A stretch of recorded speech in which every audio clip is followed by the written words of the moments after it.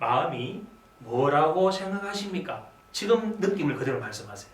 그러니까 각자 다른 말을 하셨잖아요. 마음에 대해서. 그 마음을 제 질문이 틀렸어요. 사실은. 왜냐하면 마음을 무엇으로 정의를 할 수 있느냐라고 생각하느냐라고 하는 건 각자 주관마다 다 다른 거고 이건 정의할 수 없습니다. 마음을 한마디로 정의할 수 있다면 그건 가짜예요. 왜냐하면 도가도 비상도라고 하잖아요. 도를 도라고 하면 그것은 이미 도가 아니다. 언의적 언어의 유의에 불과하다. 언어. 말장난이다 이 말입니다.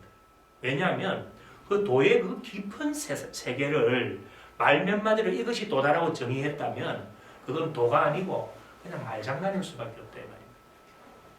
그러니까 도를 도라고 말로 표현하는 건 도가 아니라고 했듯이 우리 마음이라는 게 이것이 마음이다라고 한다면 그건 마음이 아니다 이 말입니다.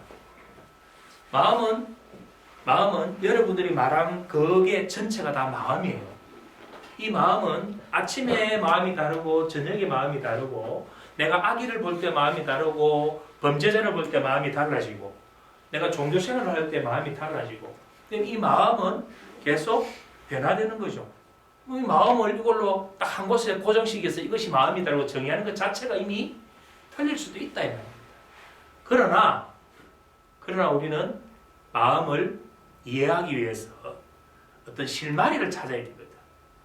그것이 절대적인 진리나 진실이 아니라 하더라도 실마리를 찾는 게 중요하기 때문에 마음에 대한 나름의 정의가 필요하다 이 말입니다. 그럼 그 정의를 돕기 위해서 마음이 어디에서 만들어지는가를 알면 마음의 실마리를 찾는 데 도움이 되지 않을까 이 말이죠. 마음이 어디에서 어떻게 만들어지는가. 아까 박사님께서 마음이 어떻게 만들어지는지는 몰라서 공부를 하시겠다고 하셨는데 과연 마음은 어디에서 만들어내고 어떻게 만들어지는가? 마음은 어디에 있는 것인가? 자, 마음이 일단 가슴에 있다고 생각하는 사람이 있고, 그죠? 머리에 있다고 생각하는 사람이 있습니다. 뇌에. 마음은 어디에 있을까요? 확실한가요? 의사자는 마음이 있을 거라고 생각을 순간적으로 해봤는데. 자, 그러면 이렇게 풀어보죠. 마음이 어디에 있는가를 일단 놔놓고 마음을 어디에서 만들어내는가, 어디에서 만들어지는 걸 알면 마음이 어디에 있는가는 답이 나오잖아요. 마음이 어디에서 만들어질까요? 우리의 마음이. 욕구? 지금 이 이야기의 핵심은 신체의 어느 부위 쪽에서 이 마음을 만들어내냐는 이야기. 발가락? 배? 소장? 심장? 뇌죠. 그럼 뇌에 어디에서 이거 찾아 들어가야 됩니다. 뇌에 어디에서 도대체 우리의 마음이 만들어지는가? 우리 뇌에서 마음이 만들어진다는 것까지는 이제 알아요. 그죠? 왜냐하면 좀 전에 좋은 말씀 하셨잖아.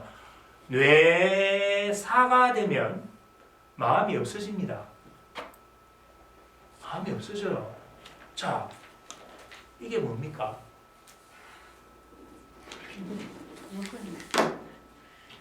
이건 뭔가요? 복숭아. 그러니까 이걸 복숭아라고 우리는 이걸 알아차릴 수 있는 그런 한 마음이 있는 겁니다. 근데 이건 우리 뇌에서 전부 다 일어나고 있는 거예요. 근데 뇌에서 우리 마음이 만들어지는 걸 알았는데 뇌에 어디에서 이 마음을 만들어내나요? 자, 들어갑니다. 우리 뇌에는 1000억 개가 넘는 뇌의 세포가 있어요. 이걸 우리는 뉴런이라고 합니다. 1000억 개가 넘는 이 뇌세포에는 뇌세포 하나의 안에는 DNA라는 게 있습니다. DNA, 유전자죠. 여기에는 먼 옛날 조상으로부터 물려받은 유전자, 당기 할아버지 부모님 유전자까지 전부 다 DNA에 다 저장되어 있습니다. 그래서 우리는 머리 색깔이 비슷하고 동양인들은 서양인들은 흑인과 백인 모두가 다르죠. 이건 뭐냐면 유전자가 달라서 그래요.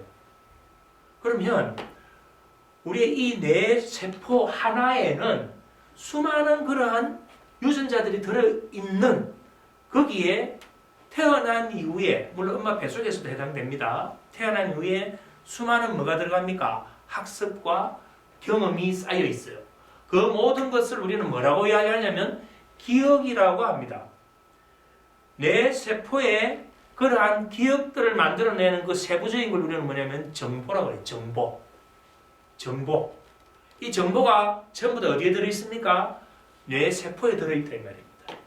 자, 뇌 세포가 몇 개? 뉴런이? 1000억 개. 어떤 학자는 1300억 개라고 주장하기도 합니다. 내가 안 살아봐서 알 수는 없어요. 그냥 그만큼 많다 이 말입니다.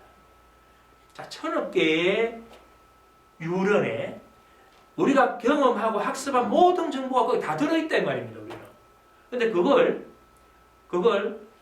다 들어있는 것 중에 바로 써야 되는 건 위에 올려놔서 바로바로 쓰고 있고 묻어놔야 될 거는 저 아래 묻어놓은 거예요. 우리 뇌 안에 그 많은 뉴런의 모든 정보들이 다 들어있다. 자, 이게 우리가 뉴런입니다. 그럼 뉴런에서 우리 마음을 만들어내네? 왜냐하면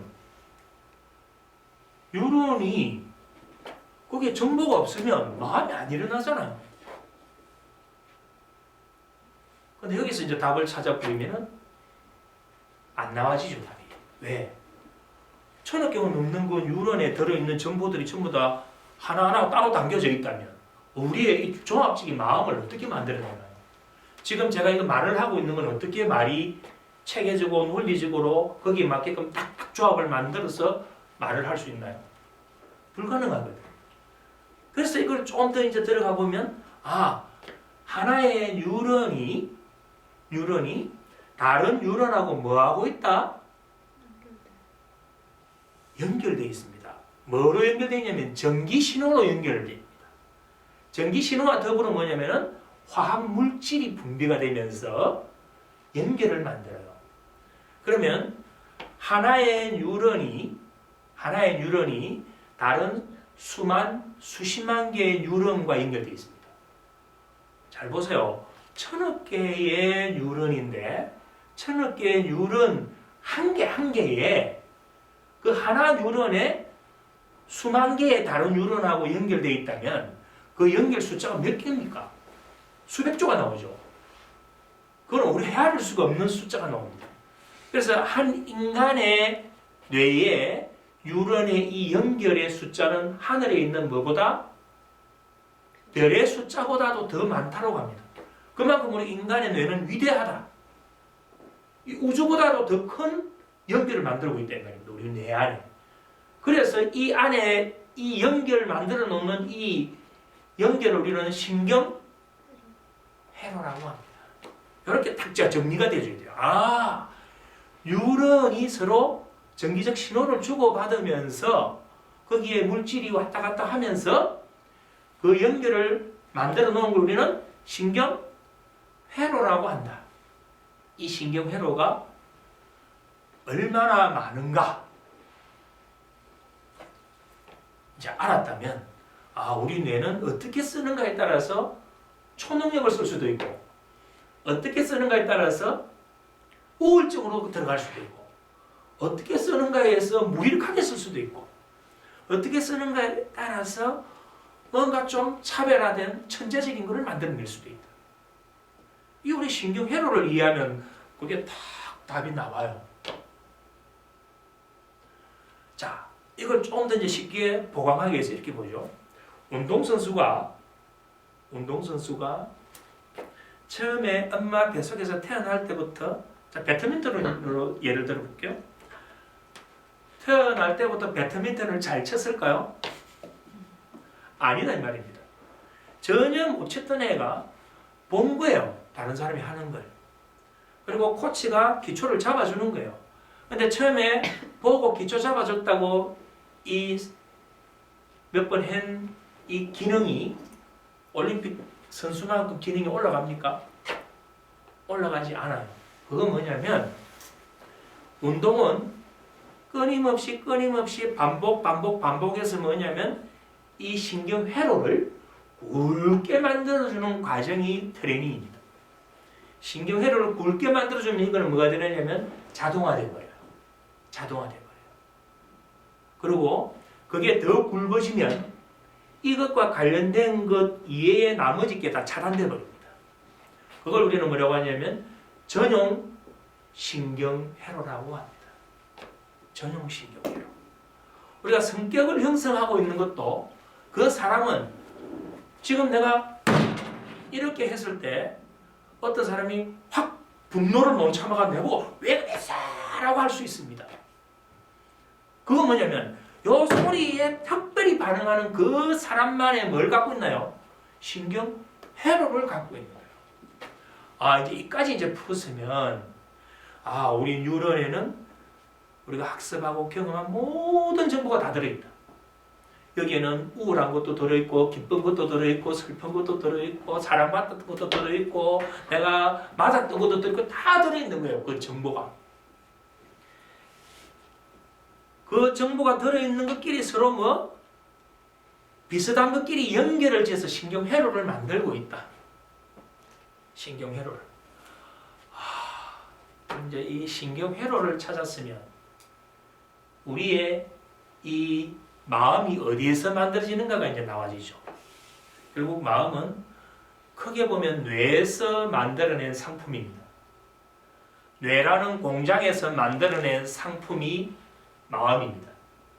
그걸 세부적으로 들어가서 보니까 그 뇌 세포에 전부 다 저장되어 있는 이러한 정보들이 서로 병렬적으로 연결된 회로에서 어떤 회로가 만들어지냐에 따라서 그 사람의 마음이 만들어지더라고요. 이렇게 이제 정리하면 이게 신경 생리학적 측면에서 본 마음을 이해하는 실마리. 실마리를 하나 잡았다 이 말입니다. 실마리.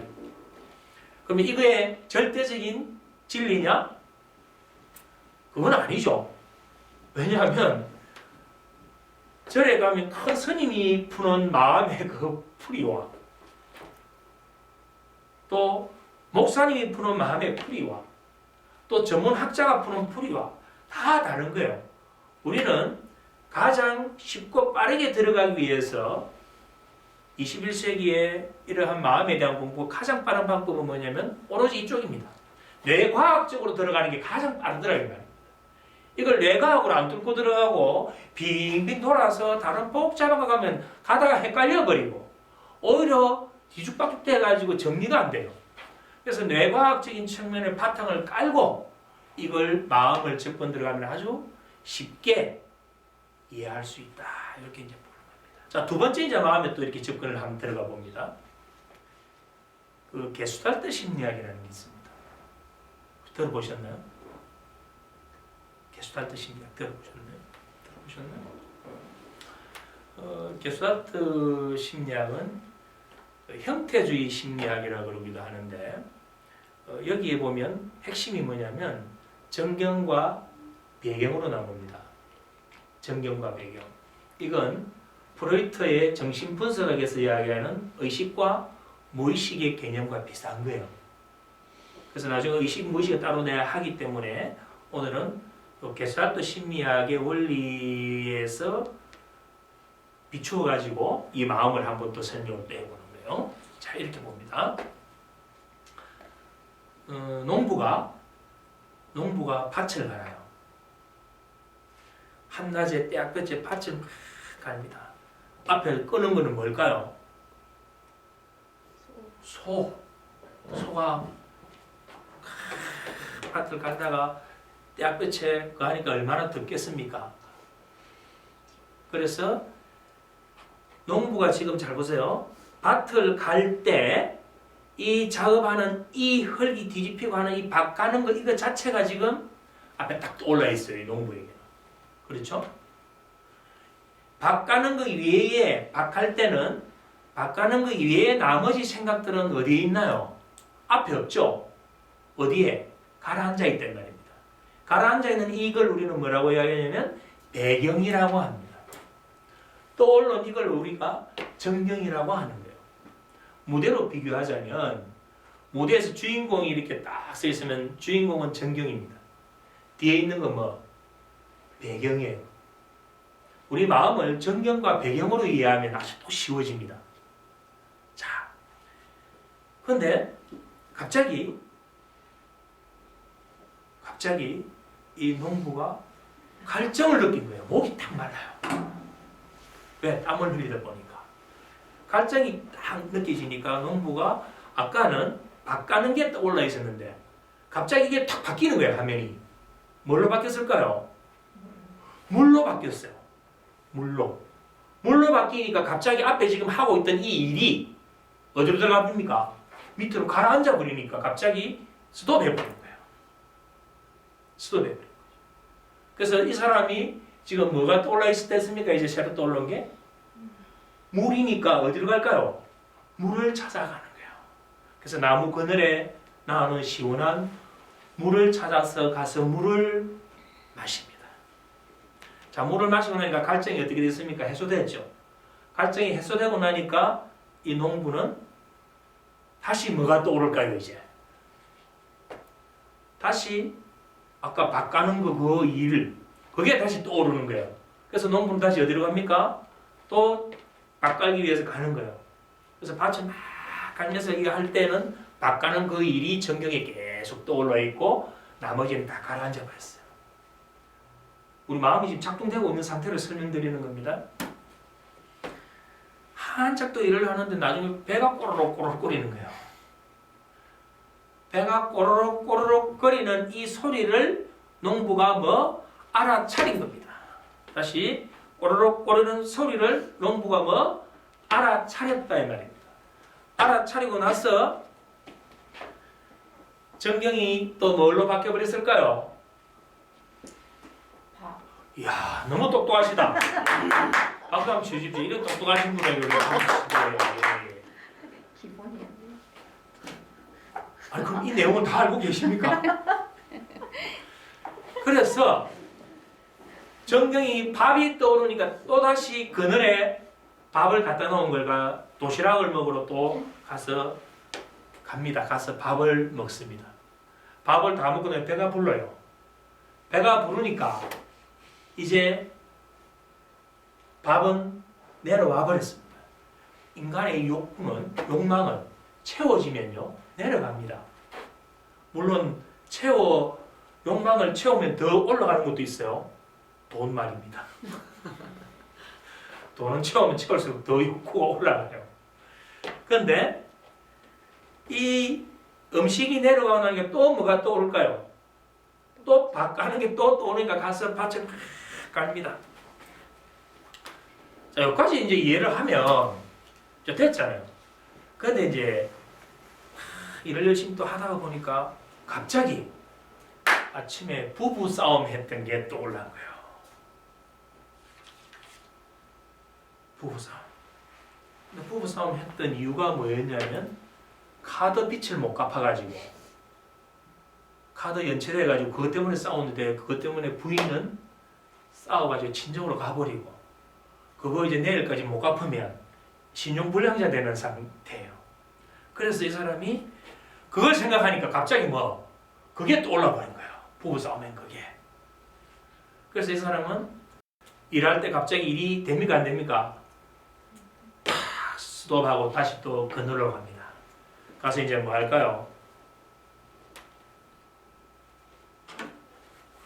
끄집어내가 뽑아가지고 불 붙여가지고 뭐 합니까? 담배를 피우는데 아까는 보세요. 갈증이 나서 물이 떠올란 것은 물을 마시고 해소돼서 다시 일하러 갔습니다. 두 번째, 배가 고파서 밥이 떠올랐을 때 배고픔을 밥을 먹고 나니까 가라앉아서 새로운 또 일을 하러 갔습니다. 그런데 지금은 부부싸움 한 이유가 카드빚 때문인데 이게 해결이 안 됐단 말입니다. 담배를 피우는데 해결이 안 되니까 계속 거기에 머물러 있는 거예요. 일할 맛이 납니까 안 납니까? 일할 맛이 안 난다 이 말입니다. 왜 그럴까요? 우리는 떠올려 있는 이 전경과 배경이 순환을 하는 상태를 건강한 상태라 그러고, 요게 순환을 못하면 해결되지 않는 게 딱 걸려 있잖아요. 그러면 제가 저쪽에 가서 그림을 한번 그려볼게요. 자, 이쪽으로 한번 보실까요? 이게 전경입니다. 배경은 이렇게 큰 거예요. 근데 아까 물하고 밥은 해결되고 나니까 내려갔잖아요. 근데 카드빛이 해결이 안 돼가지고 못 내려가니까 어디에 걸려 있느냐면 여기에 걸려 있다 이 말입니다. 여기에 걸려 있으면 이제 어떤 상태가 되느냐면 새로운 전경을 떠올리려고 하면 요 걸려 있는 게 요걸 방해를 해요. 그래서 제대로 못 올라오고 여기 걸려가 조금만 올라와요. 그 다음에 떠올려 있는 이 원래 있던 전경이 밑으로 확 내려가 줘야 되는데 걸려가 못 내려가서 여기서 또 주춤주춤 하고 있어요. 요 상태를 우리는 뭐라고 하냐면 산만한 상태, 집중하지 못하는 상태. 우리 마음 상태가 요 상태에 있는 사람들이 많아요. 심리 상담을 해보면 심리적인 문제를 갖고 있는 사람들은 뭐냐면 요걸 우리는 뭐라고 하냐면 미해결 과제라고 합니다. 해결되지 못한 과제가 억압되거나 누적돼 가지고 여기에 쌓여 있으면 내 이 건강한 전체성을 못 만들고 내 부분하고만 접촉하고 있는 거예요. 내 부분하고. 내가 전체성을 완전하게 이루는 상태, 그걸 건강한 상태.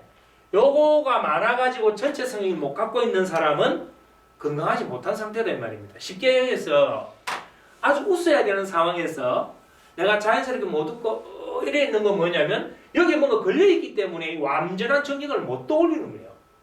내가 기뻐해야 될 상황에서 와 해줘야 되는데도 이래 있는 건 뭐냐면 내 부분하고만 접촉하고 있는 거예요. 우울증 환자는 뭡니까? 뭐예요? 이것 때문에 내 어두운 부정적인 부분하고만 접촉하고 있는 거잖아요. 자, 이렇게 우리는 뭐를 볼 수 있느냐면 우리의 마음을 이해할 수도 있다라는 걸 설명드리는 겁니다. 이게 우리 이렇게 이제